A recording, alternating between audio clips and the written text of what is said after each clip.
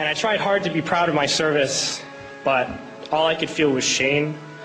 And racism could no longer mask the reality of the occupation. These were people, these were human beings. I've since been plagued by guilt anytime I see an elderly man, like the one who couldn't walk, who we rolled onto a stretcher and told the Iraqi police to take him away. I feel guilt anytime I see a mother with her children, like the one who cried hysterically and screamed that we are worse than Saddam as we forced her from her home. I feel guilt anytime I see a young girl, like the one I grabbed by the arm and dragged into the street. We were told we were fighting terrorists. The real terrorist was me, and the real terrorism is this occupation. Racism within the military has long been an important tool to justify the destruction and occupation of another country. It has long been used to justify the killing, subjugation, and torture of another people.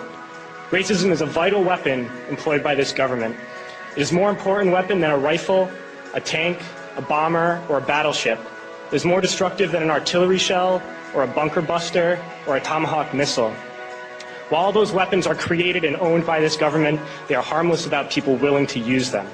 Those who send us to war do not have to pull a trigger or lob a mortar round. They do not have to fight the war, they merely have to sell the war. They need a public who is willing to send their soldiers into harm's way. They need soldiers who are willing to kill and be killed without question. They can spend millions on a single bomb, but that bomb only becomes a weapon when the ranks of the military are willing to follow orders to use it. They can send every last soldier anywhere on earth, but there will only be a war if soldiers are willing to fight. And the ruling class, the billionaires who profit from human suffering, care only about expanding their wealth, controlling the world economy. Understand that their power lies only in their ability to convince us that war, oppression, and exploitation is in our interest. They understand that their wealth is dependent on their ability to convince the working class to die to control the market of another country. And convincing us to kill and die is based on their ability to make us think that we are somehow superior. Soldiers, sailors, Marines, airmen have nothing to gain from this occupation. The vast majority of people living in the U.S. have nothing to gain from this occupation. In fact, not only do we have nothing to gain, but we suffer more because of it. We lose limbs, endure trauma, and give our lives. Our families have to watch flag-draped coffins lowered into the earth. Millions in this country without health care, jobs, or access to education must watch this government squander over $450 million a day on this occupation.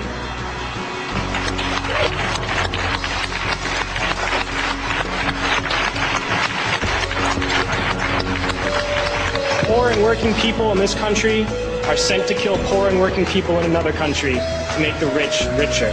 And without racism, soldiers would realize that they have more in common with the Iraqi people than they do with the billionaires who send us to war.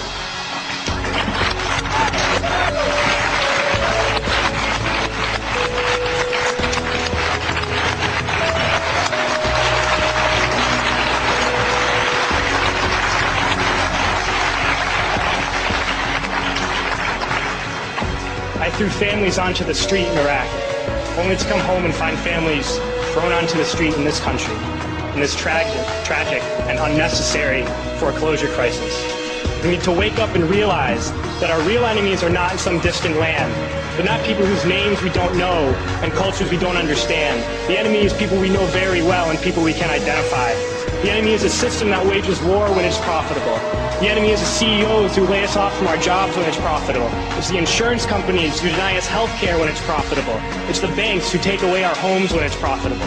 Our enemy is not 5,000 miles away. They are right here at home. If we organize and fight with our sisters and brothers, we can stop this war, we can stop this government, and we can create a better world.